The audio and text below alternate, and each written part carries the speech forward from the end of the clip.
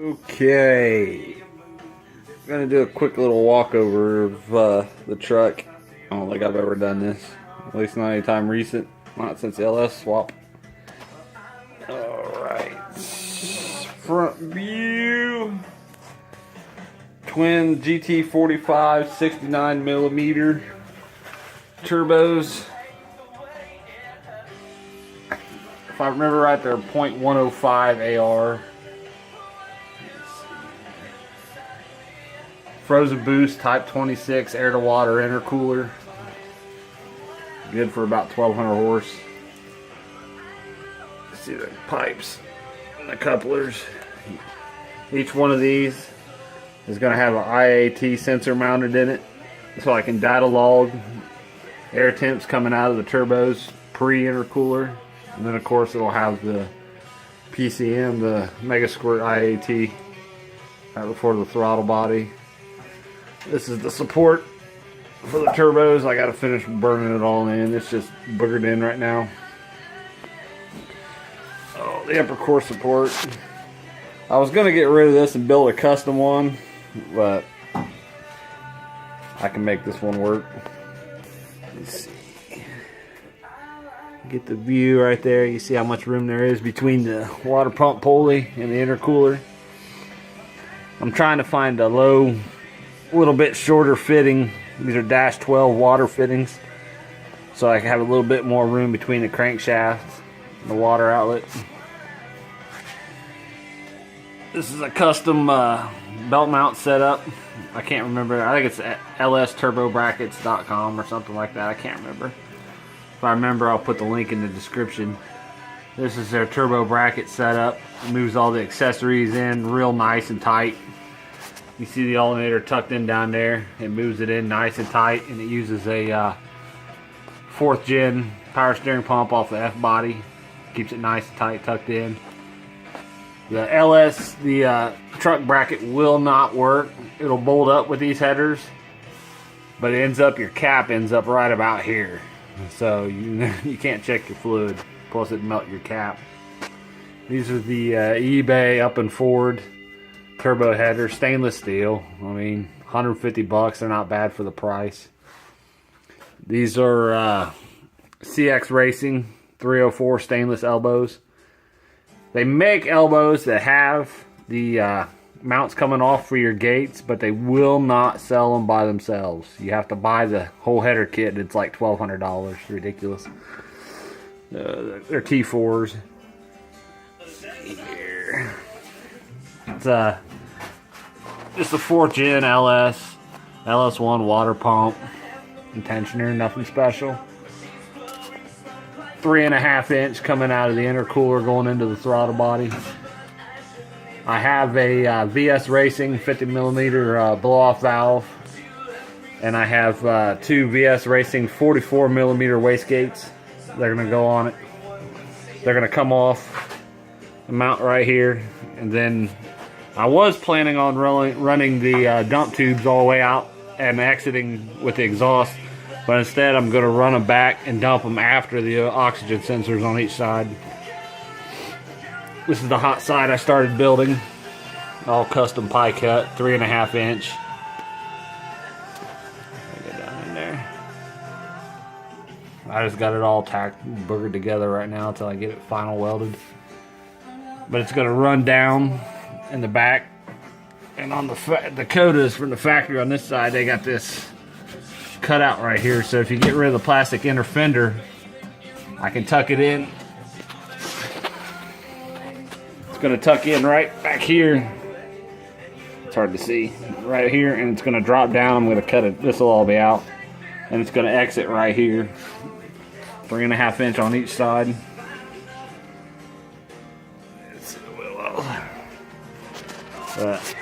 Custom made the mounts. All they are $20 LS to small block Chevy swap plates. Bought them off eBay.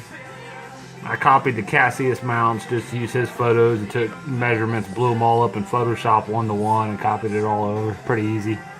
I did adjust it a little bit to compensate for the turbo headers to make sure I had room. I had this notch I put this notch in here years ago when I was still carbureted and I had a big distributor cap sitting there. And it clears just fine right now. So that worked out. It uses, I've got the LH8, which is the H3 Hummer oil pan on it right now. It gives me plenty of clearance. The stock truck pan was hitting the cross member, so I couldn't use it. This side down there, you see how close tucked in that alternator is. It fit just right. Here I've got the beginning of the hot side for this side. I'm gonna have to move these brake lines, of course. That's no big deal. And this proportioning valve is gonna get moved. All this will go away, and it's gonna run up and dump out behind the wheel. Also, gonna get rid of the rear ABS and all that nonsense. I may even swap it over to a Hydra steer setup, a Hydra boost setup, to give me a little bit more room. You can see, headers do clear though. I mean, they'd be all right with it. Of course, that cable's got to go. That's the old carb cable.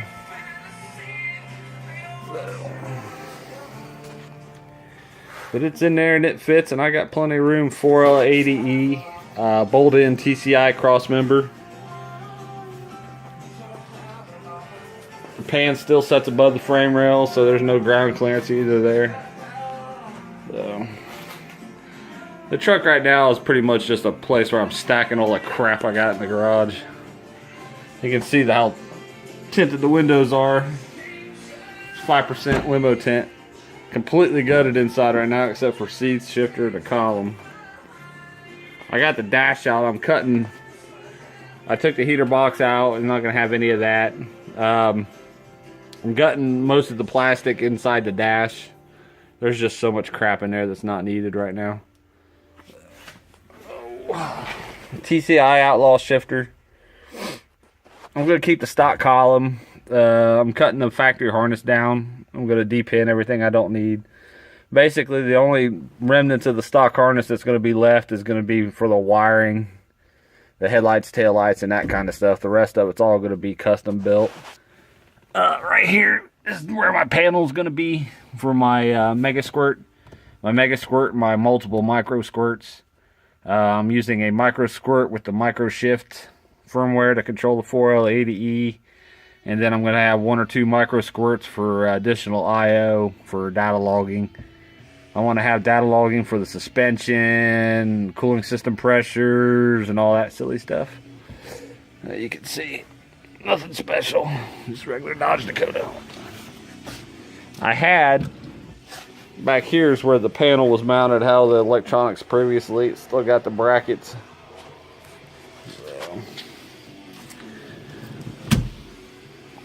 Need to get some different seats. I want to take these all out. What's junk in the bed? Let's see here. Oh. Right now it's got Nitto 275 6015 drive radials, the 555Rs. They're alright, but I'm stepping up to a 325. It's going to have a Ford 8.8 rear end in it. Custom made drive shaft. So, let me grab one of my coil sets over here. These are my brand new LS2 coils and their remote mounts. I have to find a place to mount them. And the problem I'm having is where I can mount them and run the wires, because they won't work in the factory location on the valve covers anymore due to these turbo headers. The plug boots would actually, the coil boots would actually be touching the header tubes. I thought about maybe mounting them like right there on each side, just making custom brackets. I can move it back, but even then they're going to be awful close to that pipe coming down. But if I do that, I might be able to just put them in a heat resistant covering. But we'll mount them up under here, but I don't have room on the other side to mount them, so that'd be kind of silly. Or I thought about mounting them down low, but I just don't have any room on the block. So, you can see the mess. Let me get up here. My Wastegates. These are from Byron. These are really nice pieces. They're a copy of the tiles, but for the money, they're hard to beat. The 50mm blow-off valve. Everybody's telling me not to run it. But yeah, that's where it sets right now. I'm trying to get the hot side done and get all the little miscellaneous stuff done, and just real quick impromptu wire it up enough to make it run, so I can at least hear this motor run. This motor's bone stock, 110,000 mile, 5.3 liter.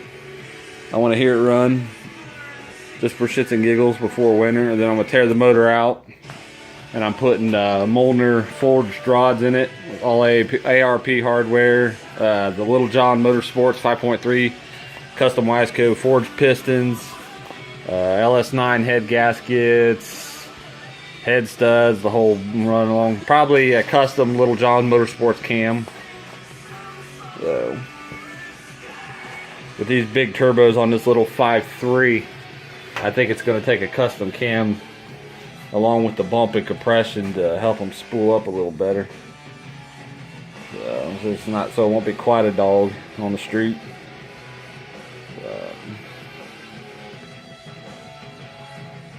But that is her. So, and if you ever think about making pie cut exhaust, you better have good patience and a lot of time.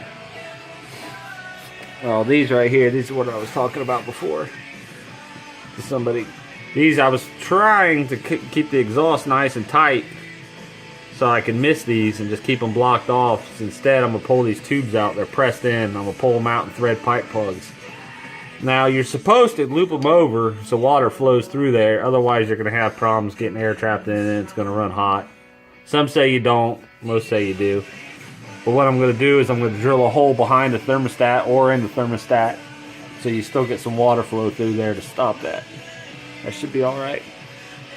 And I'd like to find a way to get this pulled out and either tap it or cut it off and just weld a dash 16 line AN fitting on it, because the alternator is going to be mounted in the bed or under the bed. And then I'll also have the dash 12 water lines coming off the intercooler. Those will be mounted and going to the back where I'm going to have a 5-gallon cell in the back that I can dump water and ice into. I will not be using a heat exchanger. Really, on the street, they're not worth much, and they're definitely not worth anything at the racetrack. They don't do you any good. You're better off just running straight ice water.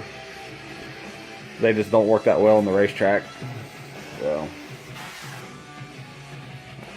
tiny little garage got her squeezed in here.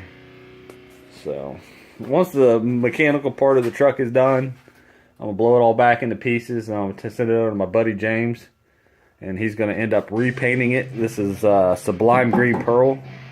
Originally I had the underhood and the entire inside of the cab, and I did all the door jambs and stuff in this.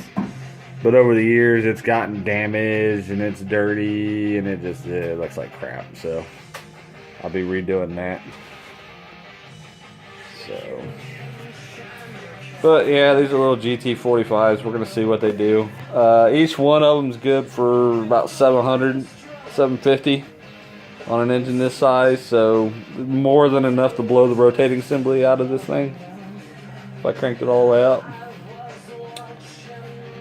You can see here where I cut the core support on these Dakotas from the factory, and Durangos, same thing. The core support comes down, runs across, and then runs back up. Originally I was going to build an all custom tube core support, and I sliced mine up and just kept the lower mounts and the upper pieces. Well, I realized that was just too much work. It wasn't worth it.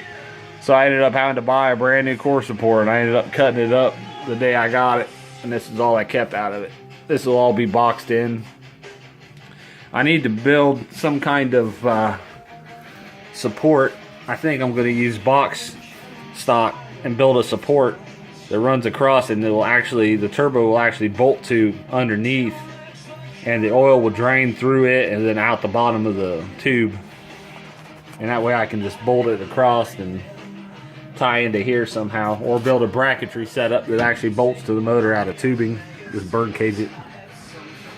So, and then I also will be building brackets to support all this stuff, and I'm going to tie into the headers too. Because that is a lot of weight setting out on them headers. Them turbos are heavy. That's the downside of them Chinese turbos. They are just large and heavy. Them elbows aren't too light either for their size. Still need to get a belt. Let's see here, you can see down there. You can't really see. The 4L80. I'm going to have that rebuilt. And then I'm going to have a trans brake put in it. So. But that's it. Oh, people keep asking me why I'm keeping the truck intake. Because the truck intake's been into the 7s in the quarter. It's good enough for 40 PSI, I think the record is now. 40-some PSI. I'm not going to be anywhere near there. So, at most, this will probably see high 20s when it's done for now. So, there's just no reason to upgrade. And the stock truck intake flows just as good as the LS6 intake. You can go with the Trailblazer SS intake, but it's a little taller, and I just didn't have room for that. So, run what you got. There's no reason to go buy fancy intakes, especially when you see these guys buying these big Holley high rams and mid rams and all that, and they actually lose horsepower on the street. So,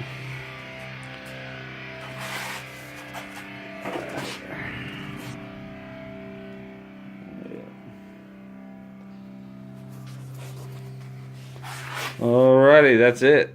Thank you.